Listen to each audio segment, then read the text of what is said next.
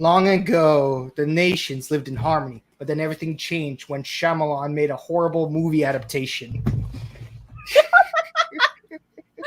Hey guys, I'm back. I did not get kicked out of Buttery show. Nothing happened. Nope, nope. Letting you all know. Anyone asking why I was gone for a while, it's because I was in Asia and other stuff, but I did not get kicked out of the Buttery show because last podcast I was here, I was on thin ice according to Mr. Bueta, but I was not kicked out. Okay. Clearing the rumors.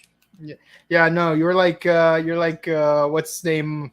Uh Jim Gordon in Dark Knight Rises when like he's like walking through that field of thin ice. That's me. I did not get kicked out. Speaking of thin ice, we have to talk about a movie about a guy who was trapped inside some ice, and the person who made that movie is himself on thin ice for making it the way it was made. What movie are we talking about? Well, that movie happens to be 2010's M. Night Shyamalan's The Last Airbender. As visually stunning as this poster is. Well, honestly, it's not even say... visually stunning, to be honest. No, I mean, look, the contrast between the lights and the shadows, like it does look aesthetically pleasing, but like the quality of the film is just so terrible. Yeah, no, I get you.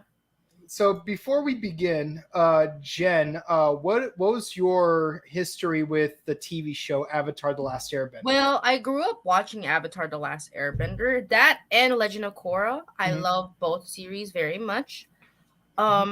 Personally, I was in high school when this came out, and I remember watching this on my way to Philippines because I was and I like literally it got so many bad reviews, and for the most part the cartoon really like made me hooked, so that's why I watched this in theaters.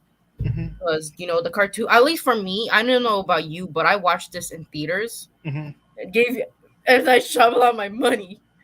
I shouldn't have. And so I was pretty bored, I'm not gonna lie. And yeah, that's my only memory in terms of cartoon. It was good memories. It's just this movie theater. I was this close to literally getting out the movie theater. This close because of how boring it was. Yeah, see, what's for your me, memory on this movie? Okay, so well, you kind of answered my second question, but so I'm gonna address both questions on my end. So my history with the show, it was on actually, believe it or not, I saw the trailer for this TV show at a movie theater. I can't remember what movie I was watching, but they actually had a trailer for the TV show itself in the trailer segment of whatever movie it was I was watching. I'm like, hey, this is pretty cool. You got a kid who has wind powers. He teams up with a girl who has water powers, and they have to fight this guy who has fire powers. He's like, you are the Avatar? You're just a kid. Yeah, well, you're just a teenager. And I thought, that's cute. I saw the show. I enjoyed it. And I watched the show all the way through as it aired on Nickelodeon. And some episodes were harder to watch than others because of my rigorous schedule Friday afternoon. So some episodes I had to catch in reruns, but in the end, like there were a lot of great moments, and season 2 is probably one of my most favorites. And I'm happy that I actually have all 3 seasons on DVD. And yes, I actually did get Jack Cena to autograph all 3 seasons, and for season 2 specifically, I got a lot more of the cast members to sign it. I want to thank Scott Zillner for hosting Simi Valley Toy Comic Fest last year, the one before the Digimon one, because there was originally a Power Rangers one, then an Avatar one, then there was a Digimon one, which happened a few months ago. Next one's gonna be Yu-Gi-Oh, just so you guys know. So shameless plug to Scott Zillner. But no, it was a pleasure meeting all these cast members, because up to that point, the only actors from the show I've ever met were literally just the ones from Samurai Jack. As for watching the movie, Did you watch it in theaters like I did? unfortunately, yes. You're like me. Did you watch it in 3D? Because that's what they recommended. They recommended you watch it in 3D. I didn't because I was being a cheap ass, and I'm glad I didn't. But a lot of people they watched it in 3D. So at the time, uh, they announced James Cameron's Avatar. And I thought James Cameron was going to do a live action Last Airbender show. Obviously, I was wrong. But then they made a Last Airbender show, and like they started showing the toys for. I'm like, that's what the Blue Spirit looks like in the movie. And I was like, nah.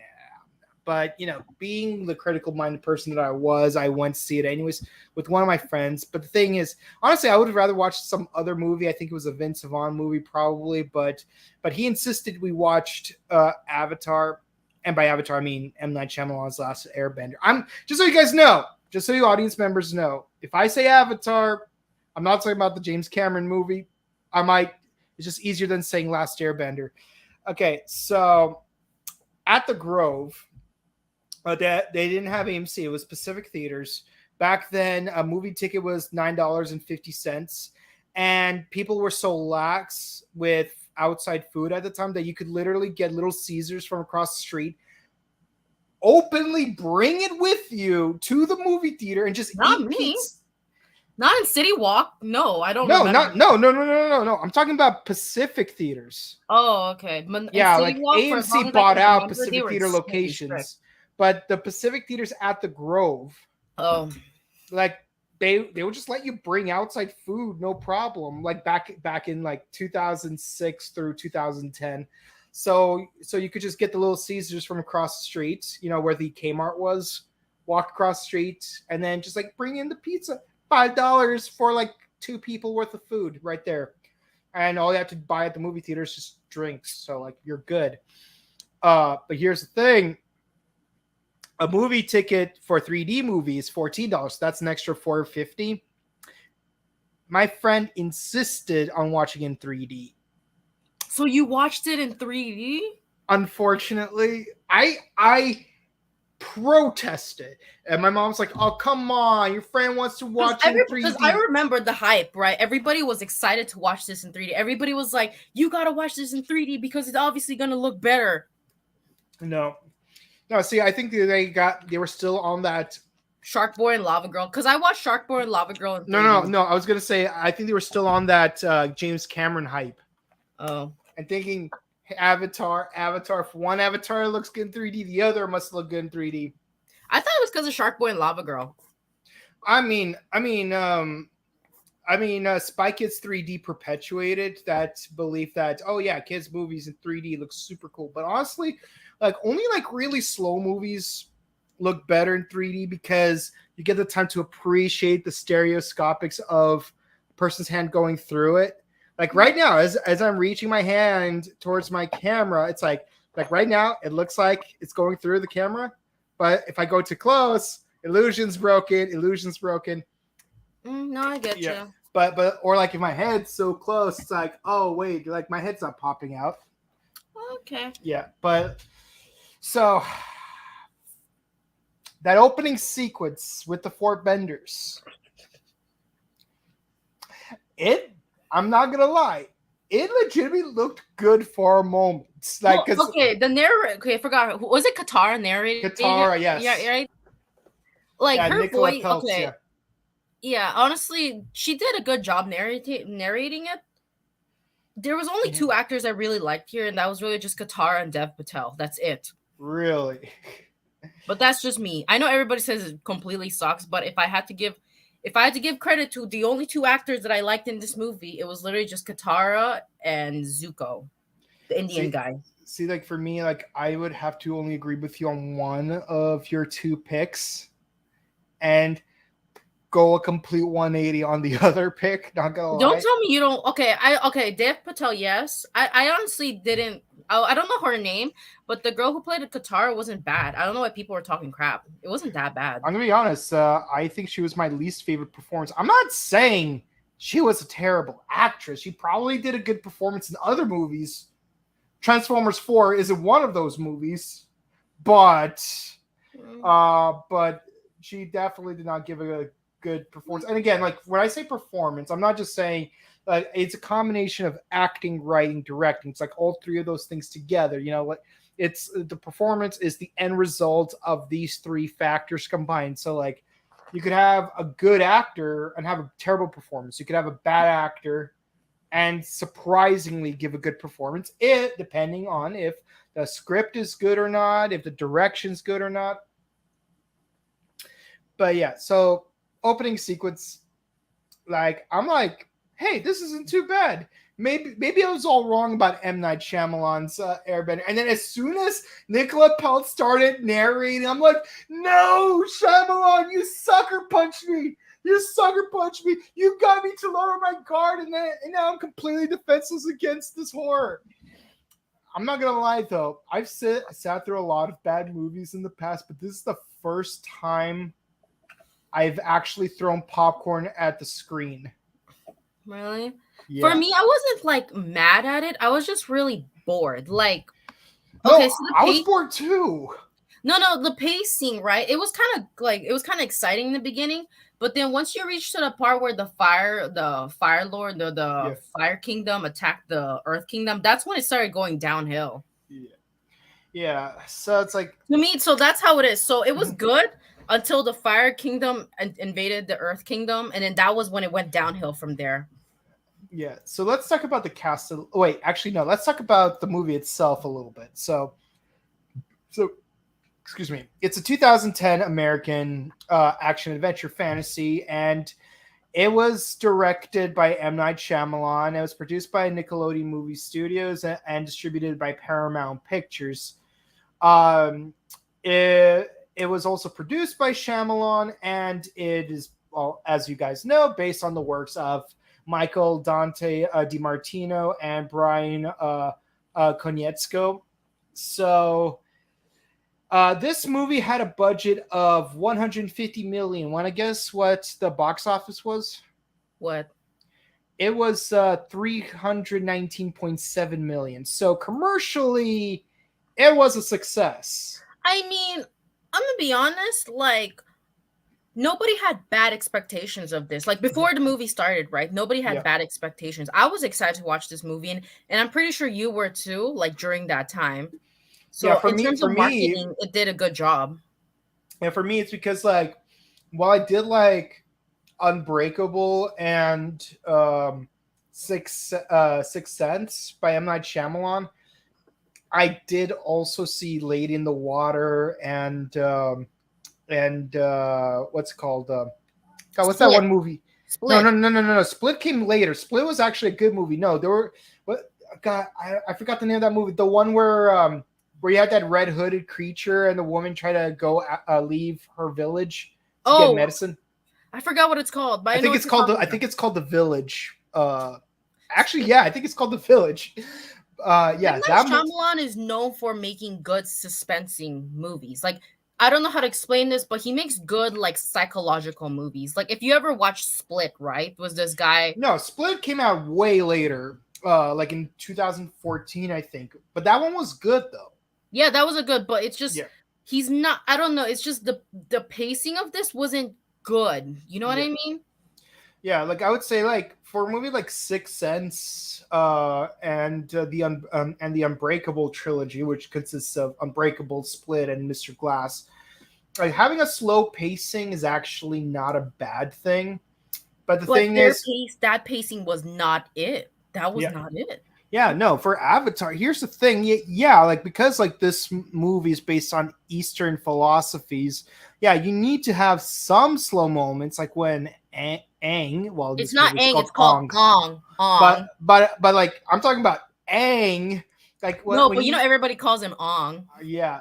So like when you have like moments where like he needs to have an epiphany or like unlock his chakras or realize the weight of his responsibilities. Yeah, it's nice to have like slow pacing for like those kinds of scenes.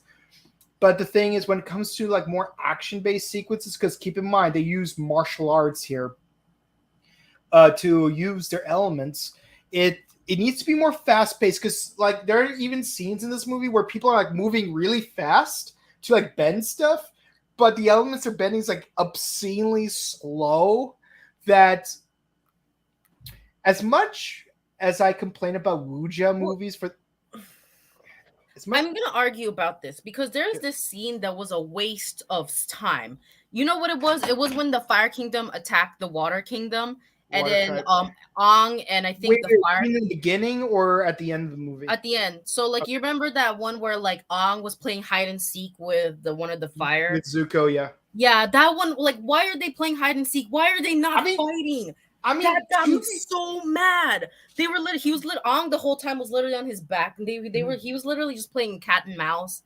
They weren't see, fighting at all. Like that thing was wasted potential. see, Wasted in the potential. TV show, there was a scene like that, but the thing is, he wasn't hiding from Zuko. He was straight up fighting Zuko, but the thing is, the way he uses Bagua involves trying to stay on your opponent's back. It's not So even about that. It's yeah, just the but way it but was shown. It was yeah, like but the you way know, it it was reminded shown in me. the movie, like they weren't even fighting. He was just like looking for on, like he's what's his name?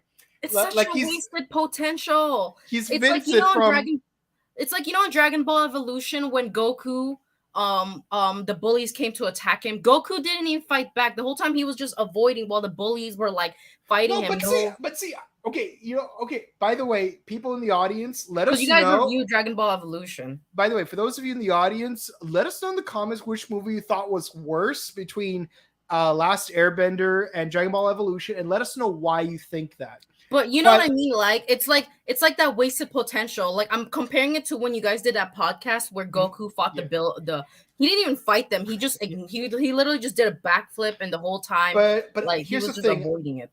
I would give credit to Dragon Ball Evolution for that fight scene. No, And hold on, let me finish. At least it actually was a fight scene. Like that's not a fight scene. They were literally just he was literally just avoiding him, and somehow it was they still got hurt. fast paced though. Like you don't have to fight back for it to be a fight scene. But it just it was wasted potential. Okay, let me ask you this. In Karate Kid, when Mr. Miyagi fought the skeleton Cobra Kai kids, but it's not. But that was slick. It's a slick move. That one was good. This one was not. Both scenes equally suck. I'd have to disagree with you on this one because at least with Dragon Ball Evolution, I said this during the Dragon Ball Evolution's review. The fight with the bullies was honestly the best fight scene in the entire Dragon Ball. Yes, it is. It's not. No, it's not. I'd rather watch him fight off Piccolo than fight off. Okay. Let me ask you this. Go switching topics to Dragon Ball Evolution. What was your favorite fight scene? Because this was a question I did ask Jared on that podcast. Personally, it was the imaginary Kamehameha with Piccolo towards the end, and then the grandpa dying. Wait, don't you mean Roshi? Yeah, Roshi. My bad. Yeah. I can't. Yeah. Tell. No, but again, like to like Dragon Ball Evolution's credit, like at least that fight scene with the bullies actually felt like a fight scene. Here, they weren't even fighting. Like Zuko didn't even know that Aang was even behind him or even there to begin with. It's so cringy. It's terrible. Exactly. Like can we agree that it's? I mean, we at least agree that it's terrible. I would say that's the most cringiest moment. No, that's probably the most cringiest moment I've seen in a live action. To me, it's the second cringiest. What's the first one? We're gonna get to it. Okay. Okay, so let's go get into the cast real quick. So, playing the roles of Katara and Sokka. Oh, let me fix that. Not Katara and Sokka, Katara and Sokka. Yeah, you gotta say it. I like the way they say it too. Like, you know how the Water Tribe is white people? Yeah. So it's mostly. And you know what the weirdest part is? Some of the people in the background, if you look carefully, they actually look Inuit. I know, but like, just these two characters look so white, and one of them's a vampire too. Oh yeah, I know who you're talking about. Okay, so let's talk about the actors. So So Nicola Peltz, some of you might remember her in another terrible film known as Age of Extinction. Yes, the fourth and the worst of all the Transformers movies, aka the 17-year-old girl with Oh Romeo. god, the movie was bad.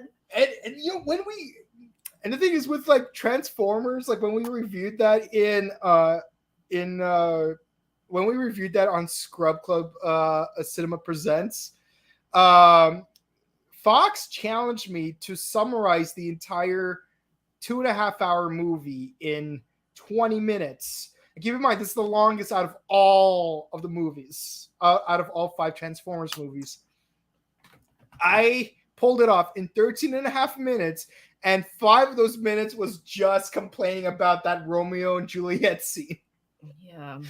So it was that bad. I mean, like seriously, you can't just say she's an 18-year-old high school senior. Like you couldn't Look, do. I know you don't like her, but she wasn't like I'm not like how do I say? I mean, I look, like her character. Like if I'm coming in there like blind, I like her character. I know everybody hates her like acting, but I like her character. I mean, I like the way they not her, but it's just I like the way she Mhm.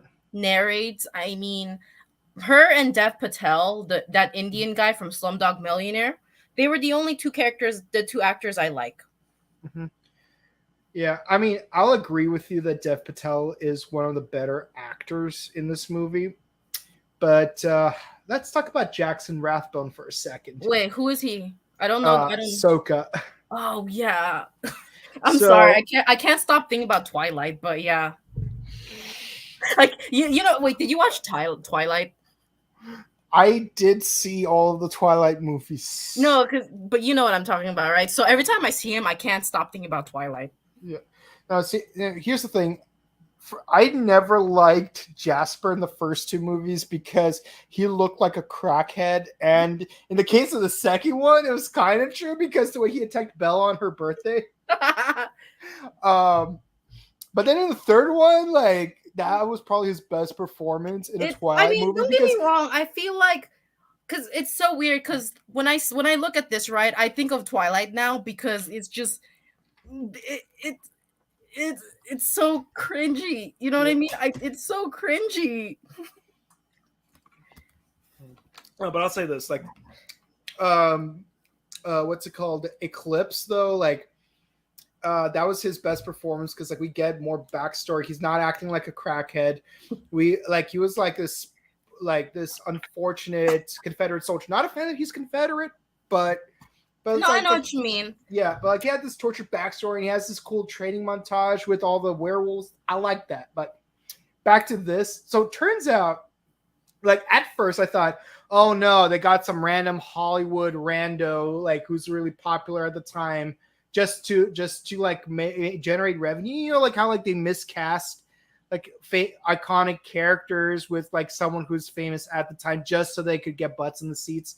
No, I know what you mean. That's what I thought. Like that's what I thought at first because they wanted to get some Twilight fans to watch Last Airbender. Like that's what I thought. Because honestly, like this is one of the worst performances in the movie. I agree with you on that. Because like Sokka in the show, and keep in mind, Sokka's my most feared character in all 7 seasons of Last Airbender and Korra combined. Sokka is the Batman of Team Avatar. Like he's the singular non-bender. He is multifaceted. He learned 4 different fighting styles, 4 different weapons. He invented so many cool things, and he took down Sparky Boom Man with his boomerang. Mm-hmm. And he's funny too. But here he's just like all like melodramatic and it's like are you the Avatar on like if you were captured Katara I would have chased after them and I would kill every single one of them. It was like the opposite of his personality. Yeah, it's like and the thing and I'm gonna say this, the more I learned about the behind the scenes about this movie, the more angry really I got. Personally, I don't really watch the behind the scenes, but I did know some of them, right? I know I just wanted to do research for a public speaking class, and I wanted to do my research on like this movie. And the more I learned about this movie, the more I ended up hating it. Because, as it turns out, in an interview, Jackson Rathbone has a bit of a martial arts background, not as extensive as what's his name, uh, Noah Ringer, but he does. But also, like Nicola also said that Jackson always liked to pull pranks on all the other cast members. So I'm like, okay, so he's a prankster, and he's skilled in martial arts. This is perfect for Sokka. What did they Wasted do to my poor? potential. What did they do to my poor boy? Wasted potential. Like if he was just some random terrible actor that was popular at the time that they just cast into the role to put butts in the seats, like I would have accepted that as like an L and moved on. But finding out that he had the ability to give a perfect performance as Sokka, that makes me more angry because, as you put it, No, I getcha. What about that kid, the one who played as Ong? Okay, so Noah Ringer. So yeah, he is definitely not he's definitely not Tibetan, but he does have some Native American ancestry in him. Which he found out after the movie, not before. So believe it or not, Noah Ringer is not actually an actor. In fact, his acting credits only consists of 2 projects, this being one of them. And he actually had a background in Taekwondo. He was a 3rd degree black belt in that style, which is impressive. I mean, actually, no. The fight scenes were really cool. I'm not even gonna be mad. See, I feel like the non-wuxia fight scenes were a lot better than the full wuxia fight scenes because when they go wuxia, that means you have to have the CGI elements, and CGI elements were done so horribly in this movie that it would just have been better if it was just a regular martial arts film. And again, I'm already as is not a fan of wuxia martial arts films. I like the good old fashioned beat 'em up style, like old school Bruce Lee. None of that modern stuff where like, oh, my chi gives me the power to fly and shoot fireballs, But but I at least would otherwise give this movie a pass because this is based on a source material where they do have elemental powers, so you can't escape the wuxia element.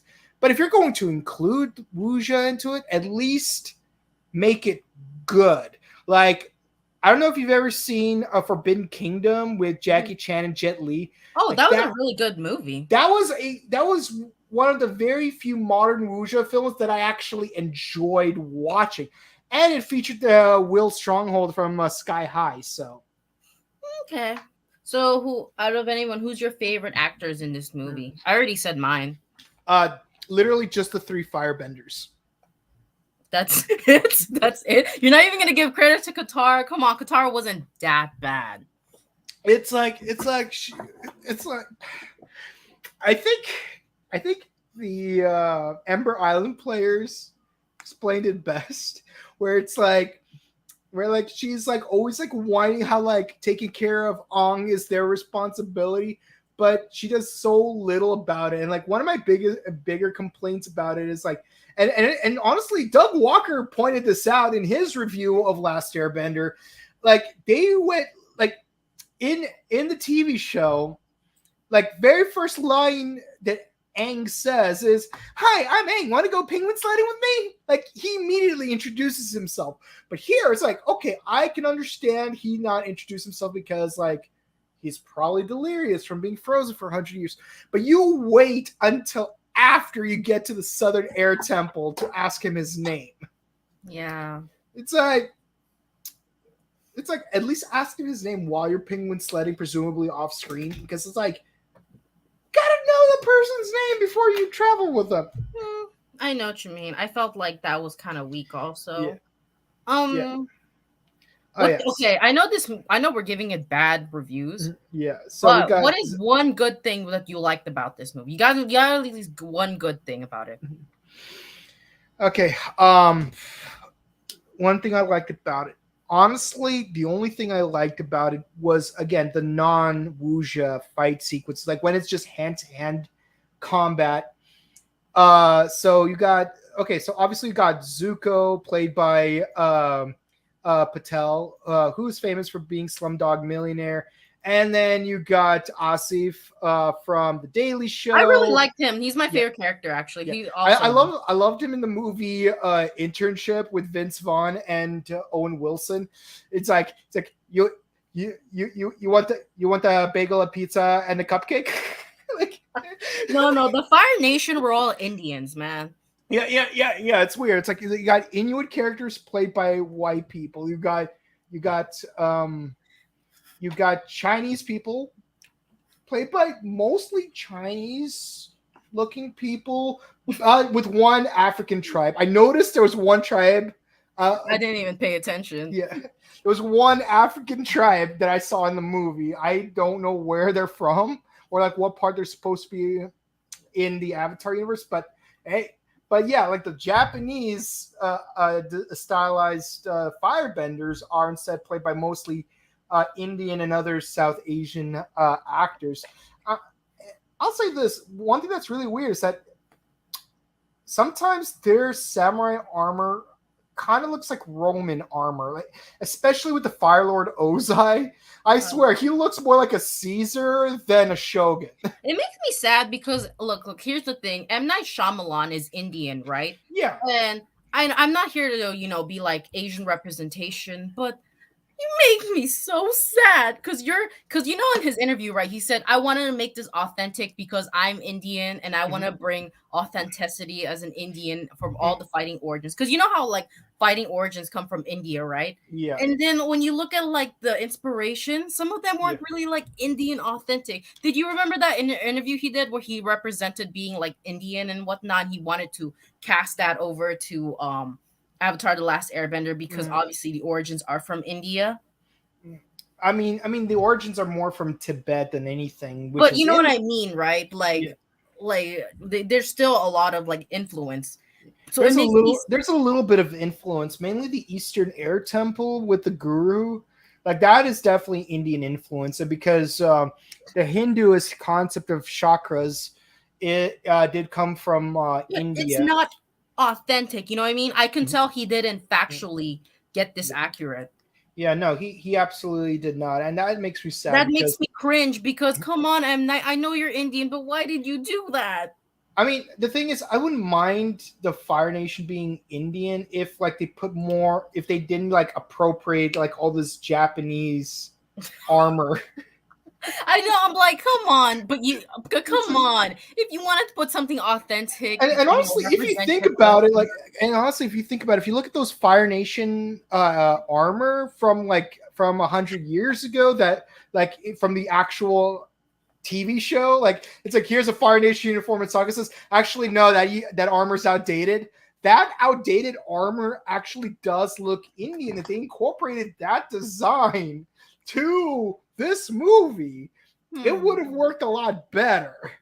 Yeah, that's just my gripe on this because in terms of representation, Yeah. it kind of Yeah, but didn't honestly, I deliver. wouldn't be surprised if in a live action, Firebenders would have a darker skin tone because, like, they live a lot closer to volcanoes, so it's closer to the equator, which means that there's more sunlight involved, and also the sun is like the main factor in firebending because like of the sunbenders.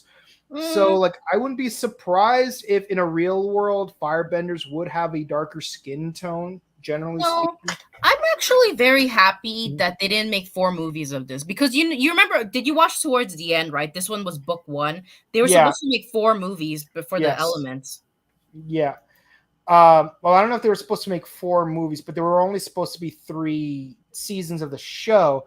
They thought there was only supposed to be only 1 season of Legend of Korra when Mike and Brian first wrote it, which is why book 1 of Legend of Korra is called Air.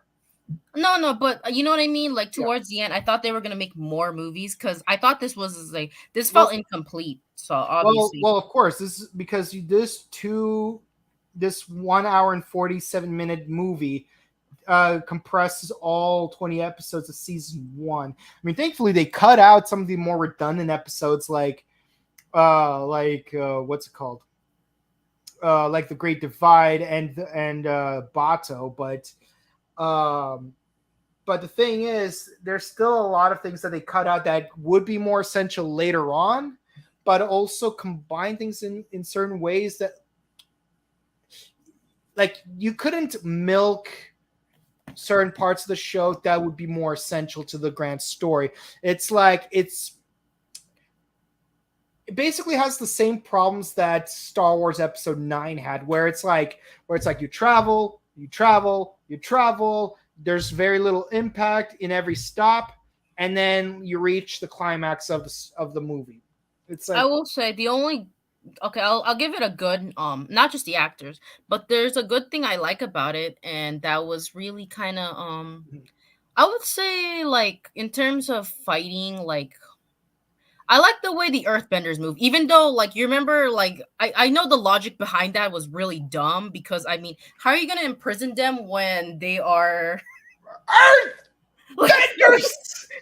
I will say that the logic behind that is so stupid. See, like, in the TV show, it made sense because, like, they were surrounded by metal, which most Earthbenders could not do for some reason, which doesn't make sense to me because majority of Earth contains metal. I know, but like that scene, that logic scene was so dumb. I like it just because of how extremely illogical it is. See, for me, like, I like between the four nations, I identify as an Earthbender. So, like, seeing my Earthbending bros done dirty like that, it hurts because it took 6 guys to move one piece of rock. When in the TV show, like, you could do so much more with just one Earthbender. And I'm not talking about Toph, who's like the best Earthbender in human history. I mean, like, even with like just the boulder by himself could do better things. Also, Heck, Fire Nation man could do more than that. Also, Toph could have done better. Like, I feel like they wrote her very badly in this movie. Wait, she wasn't even in this movie. Wait, no, it wasn't Toph. No, it wasn't Toph. What was that one? No, never mind. Yui? Yeah. Yeah, okay, so let's point out Yui. Okay, fun fact about the actress who plays Yui, she would later go on to be the voice actress for Asami in Legend of Korra. Nice. I mean, she's beautiful. I really liked her character, but I wish she could have done more. Like, I know she dies and turns to a moon and all that stuff, but she could have done more. It's like, see, the thing I liked about the season 1 finale of the show is they put a lot of focus on Sokka trying to prove himself. It's like I like how you're saying Sokka when everybody keeps saying Sokka. Yeah, because I'm talking about the TV show Sokka, not the movie Sokka. And like this was like one of the like growing up moments for him. Like how there's the Kyoshi Island scene, how there's that episode where like he was helping build those Fire Nation balloons and stuff. Like, he has character development, and it's like usually like season finale focuses mainly on just the main character, maybe the villain or the anti-hero, but mainly the main character. No, book 1 finale was heavily Sokka focused, and I liked it because he had to sacrifice something that he held closest to him in order to help save the Water Tribe, and like that sacrifice is part of his growth as a man. Because like this is like, yeah, sure, like in the Southern Water Tribe, like the ritual to become a man, you have to like navigate through those jagged rocks and stuff. But the thing is, but like mentally, like he became a man when he had to sacrifice Yui to bring back the Moon Spirit. But back to like overall, that scene was so boring. So boring. Yeah. So let's talk about this. That was so dumb. So dumb, I swear. Yeah. So okay, yeah. So okay. The only thing I liked about that scene is you got Sokka kicking butt with his boomerang. That's all there is to enjoy about it. Because like as much as I hate the movie version of Sokka, at least here Sokka was able to throw a boomerang hit a guy, and the boomerang came back. You It can was honestly, more effective than the Earth tribe doing something. and no, it gets worse. In this scene, Sokka got more work done than waterbender Katara did. I know. Like literally, and the worst part is the Earth The only tribe, right? Katara did was she shoved a guy. But this also leads into like one of the more interesting aspects that I actually do appreciate about this movie is how they combine certain elements of certain episodes to shrink to compress the entire season. And this is the first of two very specific examples. So like right after, so obviously this is based on episode 6 where Haku was discovered as being an earthbender because he saved someone, and then he had to go to the Fire Nation prison, and Katara had to fake herself being an earthbender in order to. Okay, that's actually brings up another thing to complain about this. In the original version, they had to pretend that Katara could earthbend so she could be imprisoned. Here, they straight up got confronted by Fire Nation troops.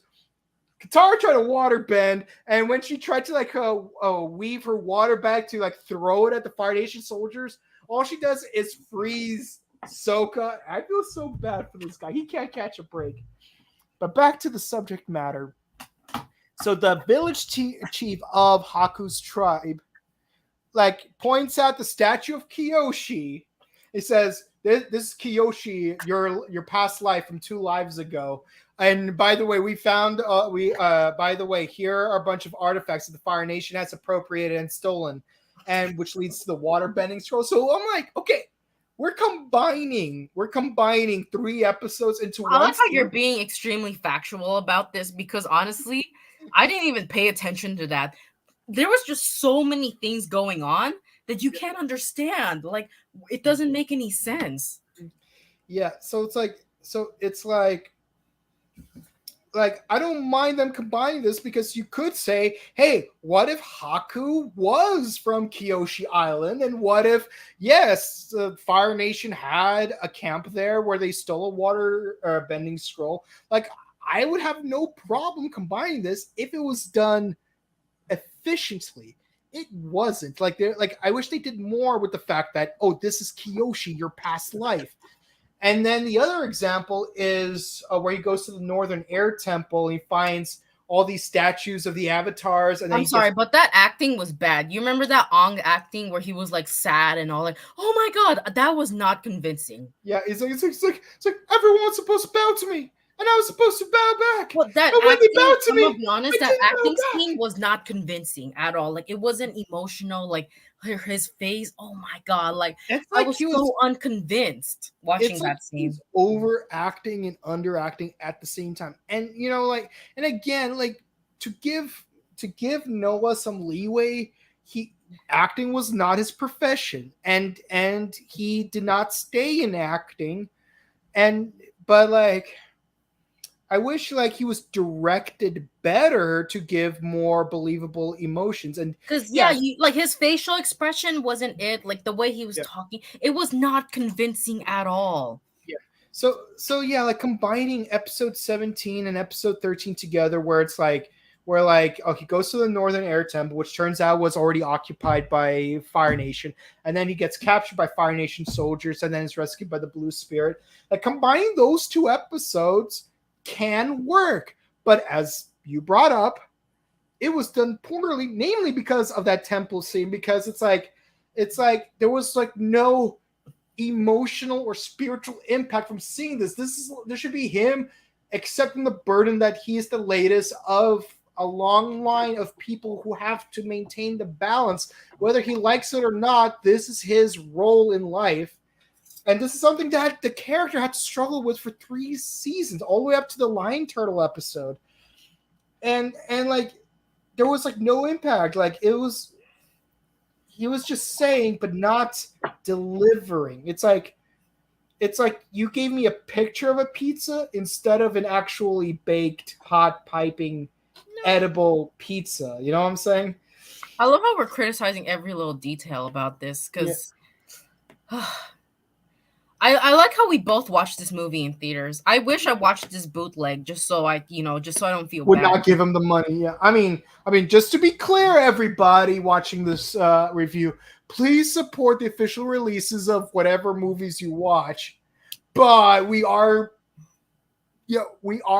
just humorously saying that we would rather not give them the money by watching in theaters and instead say watch it on TBS or FX or something. Or you can watch it on Netflix. Back when it was on Netflix. Oh, thank God it's gone. I remember when it came out on Netflix, everybody was so angry. Yeah, no. And only recently they brought back like the TV show on Netflix. Mm-hmm. By the way, everybody, watch Avatar: The Last Airbender on Netflix. It is a really good show. Way better than this movie. Yeah. Okay. Blue Spirit. Really long tracking shot, but at least we got minimal wuja. And here, like, the scenes actually worked a little bit better, not gonna lie. Where it works, it works. Here it kind of works. Not the best, but it's also not the worst because again, this scene will always hurt me. This scene will always hurt me. The two worst scenes is that and also Aang versus Zuko. Yeah, Wasted potential. But yeah, okay, so I need to talk about a certain sequence. So like the villager at the Northern Temple asks him, it's like, how did you know you were the Avatar? And he says, I was asked to pick out 4 toys, and the 4 toys I chose were the same ones that the original Avatar owned, and that's how they knew I was the Avatar. Blah blah blah. And then while he's unconscious, being trapped by General Zhao, he has a flashback of the air nomads just like hanging out at near a lake. And I'm like, you know what he could have done instead? Not mention the part about the toys and replace that picnic flashback with the flashback of him actually picking out the toys. That would have been more efficient and more emotionally impactful because he's not just saying what happened to him, he's living it, he's reliving it. Okay, there's actually one thing I do like, even though it's not factually accurate. I think the Fire Nation had the coolest outfits. That's more of an opinion than a fact or non-fact, but you're not wrong. Like, they're more distinguishable compared to okay. If I had to give it up, I would say Uncle Iroh was also a really good actor. I did like the guy who was Uncle Iroh. Yeah, no, see, you know what's funny? When I first saw the movie, I thought Uncle Iroh was played by Nicolas Cage in a prosthetic beard, because I swear he kind of looks like Nicolas Cage. I can't look at it the same anymore. He looks like an Indian Nicolas Cage. Exactly. Like they have matching eyebrows, forehead sculpts, even the glimmer in their eyes, and even when they pause between words is very similar. So like, if you told me that Sean Tobe was actually Nicolas Cage, I would believe Nicolas Cage. But also, actually the actor's Iranian. But I'm not surprised that he gave a good performance because he was the one who made Tony Stark Iron Man. Yeah. It's not. Because he played Yinsen in Iron Man. Hey man, Fire Nation was pretty cool. Yeah. Okay. I mean, if you had to rate it. Okay, so before we rate this, yes, Ong does obtain the Avatar state. He creates a giant wave instead of going full kaiju. It's whatever. And then he finally bows back to everyone in the weirdest bow I've ever seen. And then we cut to Azula never having her moment under the sun because this movie will not have a sequel. I swear, honestly, they could have done Azula better. I'm sorry, but I didn't like the way they portrayed Azula in this movie. See, I'll be honest, the actress playing Azula, like honestly, like based on what little we saw of her, I think she could pull it off. Like the way she's like, "I will not let you down, father." Like that did give great Delilah vibes. Like I respect that, but we're not gonna see her go full psycho. It makes me sad. It's not even that. Like the way they wrote her wasn't even that great, too.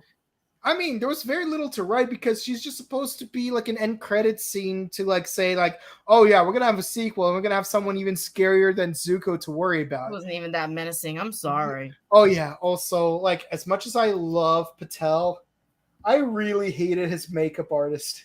Oh yeah, the one who did the thing with his It's eye. like it barely looks like a sunbird. Like, and the thing is, you had you had like all these other characters with better makeup done to them, and you couldn't just do like a little bit more red and brown to his eye to make it look more convincing.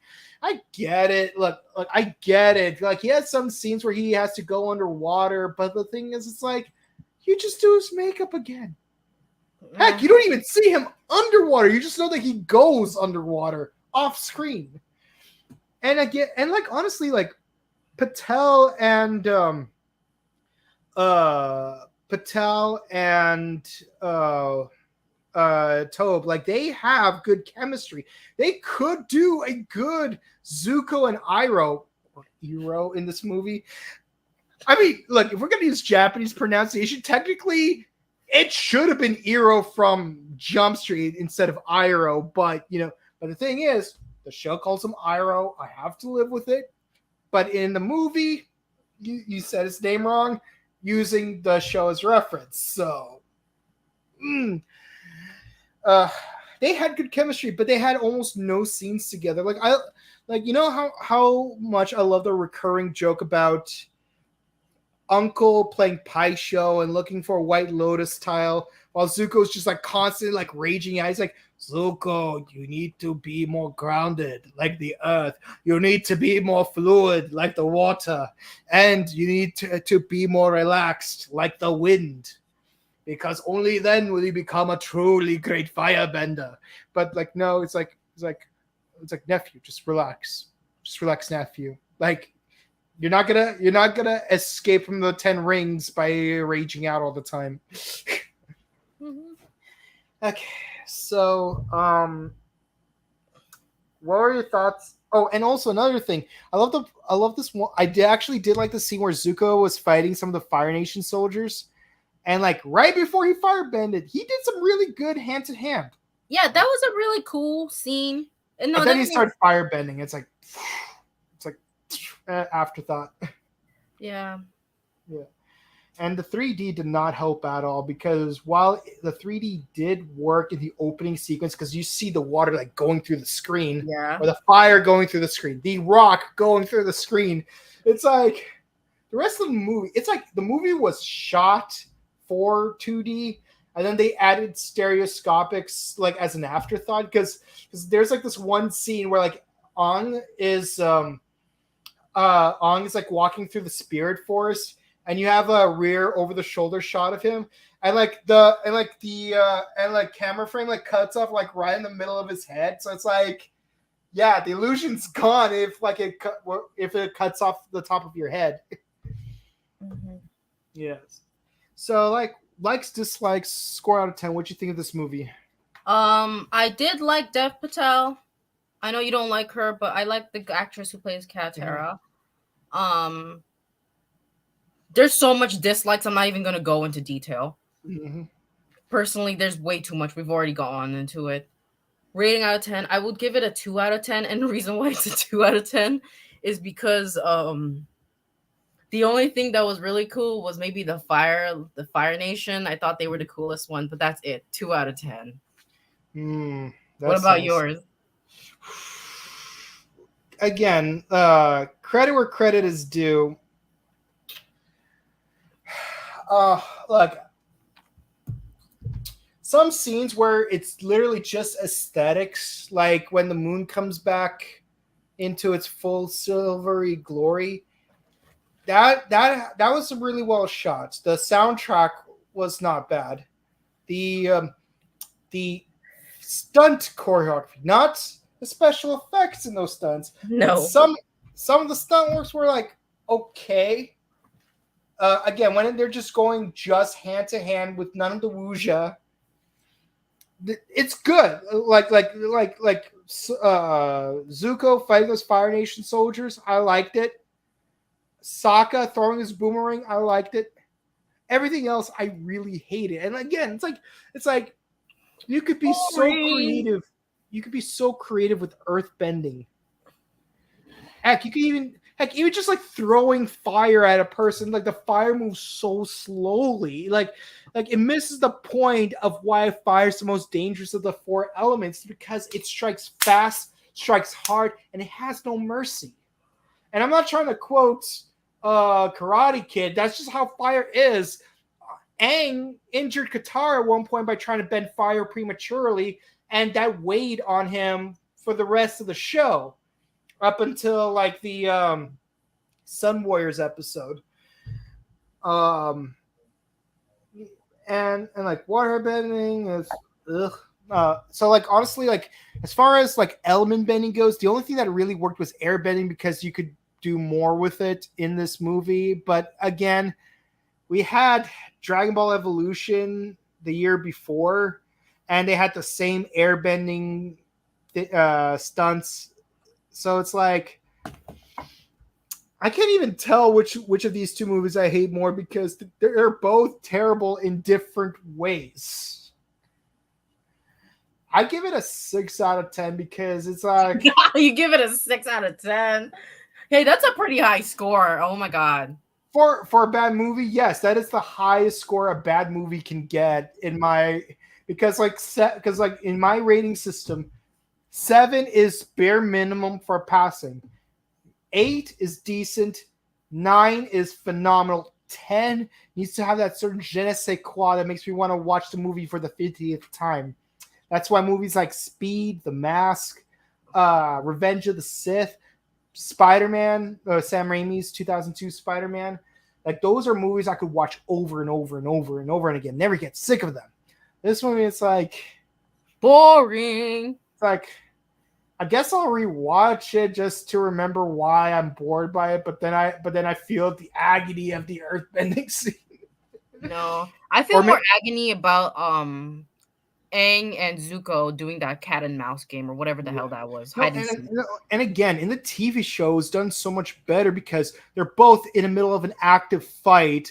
But Aang was able to stay like out of his sight because the point of Bagua fighting style, which is what airbending is based off of, is you have to circle around your opponent and tire them out, giving them no windows of opening to hit you, while you have every opportunity to hit them. But here, it's like it's not even that they weren't even fighting. Zuko was not even aware that Aang was even behind him. Cringe. Obscene cringe. Okay. So your score was 2 out of 10. 2 out of 10, and I gave it a 6 out of 10 because I give my due diligence. Let's see what the audience had to say. This movie was terrible, but I like how you tried giving it its due. Yeah, I do that to a fault. I did that with Dragon Ball Evolution. Got a headache from doing it, but that's just how we do things. 4 out of 10. Okay. I mean, that does average out our scores, so that's perfect. Wow. Oh, that's it for The Last Airbender, guys. We hope you enjoyed our discussion of this M. Night Shyamalan film. If you enjoyed, please comment, like, and subscribe to us on The Buttery Show and give us a ding in the bell icon so you can stay up to date with our latest movie reviews and video game news. I don't know when Fox is going to do Scrub Club a gaming podcast. Hopefully soon. Maybe you could do a segment on what you think so far of Tears of the Kingdom by the time we get that done. And also be sure to check out our sister channel, the Morphin Network, where we review all things tokusatsu. We got Kamen Rider Geats, Osama Sentai King Oger just now. Jared, our homeboy, just watched the latest episodes, which we're going to review Tuesday, 7:15 p.m., 10:15 p.m. Eastern, Pacific and Eastern respectively on Tuesday, and same time on Thursday for Osama Sentai King Oger. And yeah, we're gonna go to Robo Toy Fest and Japan World Heroes, so be sure to check those out. For our next film, well, we just did two bad movies, one good movie.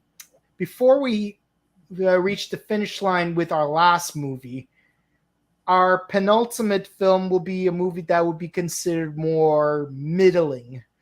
So be sure to take your notes out because next week we're gonna watch a movie that makes you question as to whether or not changing the location of the setting is efficient in making a good adaptation and changing the character personalities altogether.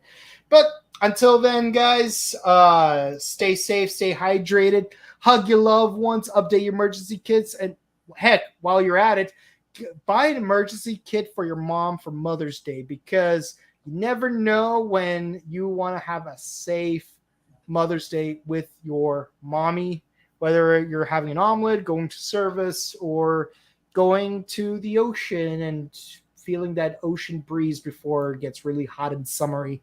Well, enjoy your Mother's Day, everyone, and we'll see you guys next time. Bye bye.